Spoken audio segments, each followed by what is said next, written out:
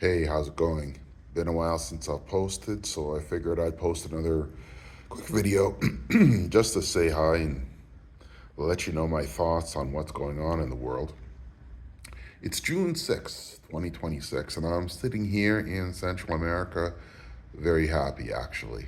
Um, you know, business is progressing it's a little slower than I'd like to be honest with you, but it is actually progressing in the right way. What's really on my mind? I keep track of what's going on in Canada, especially because I had actually quite a bit of flack because I left Canada. And, yesterday, the federal government, they issued their groceries supplement, and that was announced with fanfare and with pride. And I got to ask the question, since when was it a good thing that the government had to supplement 12 million Canadians? That's over one in four for food, for basic food. Why is that a good thing? Why is the current government not saying, "Hey, we got a serious problem here with jobs, with wages, with housing, with inflation, with the overall cost of living"?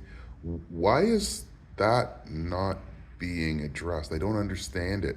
We have Mark Carney prancing around the global stage, cutting trade deals, but letting the relationship with the U.S. slide is it's a ridiculous idea. The Americans buy so much from Canada. You cannot replace the American demand with China or Europe or wherever. The truth is, the Europeans are in worse shape than Canada, as are the Australians and the Brits. So they're not going to buy the 600 or $700 billion a year that make up what 75% of the stuff produced in Canada. It just doesn't happen, and it certainly won't happen probably in most of our lifetimes. To be completely blunt with you, it's not a realistic thing, and Mark Carney knows that. The guy's not stupid.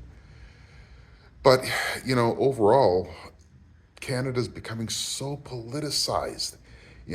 Donald Trump this, Donald Trump that. Look, the problems in Canada go back at least 10 years. In my humble opinion, they go back to the financial crisis of 2007, 2008. And yes, I can back that up.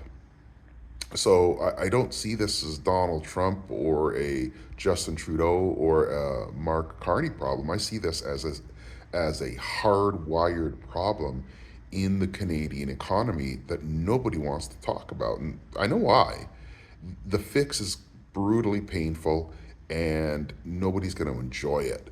So we just don't talk about it. And again, that is fatal. You know, I'm seeing so much.